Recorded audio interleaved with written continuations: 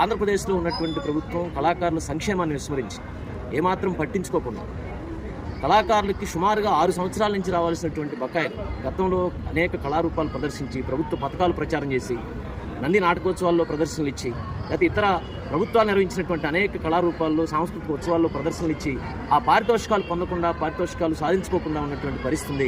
ప్రభుత్వం ఇప్పటికి కూడా ఆ పారితోషికాలను పూర్తిగా ఇవ్వనటువంటి పరిస్థితి. అందుకని ప్రభుత్వం కళాకారుల సంక్షేమం కోసం కట్టుబడాలి. ఆంధ్రప్రదేశ్ ప్రభుత్వం ఒక సమగ్రమైనటువంటి సాంస్కృతిక విధానాన్ని ప్రకటించాలి. ఏదైతే ఇప్పుడు ఇస్తున్నటువంటి పెన్షన్ ఉందో దాన్ని 6,000కు పెంచి ఇవ్వాలని చెప్పేసి, అట్లాగే వృద్ధ కళాకారుల పెన్షన్ని 50 సంవత్సరాలకే పెట్టేసి 50 సంవత్సరాలకే కళాకారులందరినీ కూడా గుర్తించి వాళ్ళకి పెన్షన్ ఇవ్వాల్సినటువంటి పరిస్థితి.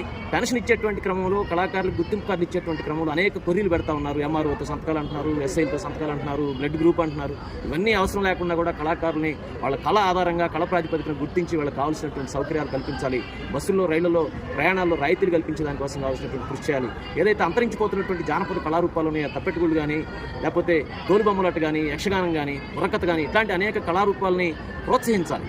దీని మీద ఆధారపడి బతికినటువంటి జనం అందరూ కూడా ఈరోజు ఎటువంటి పని పాట లేకుండా, ఈ ప్రోత్సాహం లేకుండా పునారిల్లిపోతున్నటువంటి పరిస్థితి ఉంది. అందుకని ప్రభుత్వం వీటికి ప్రోత్సాహకాలు ఇవ్వాలి.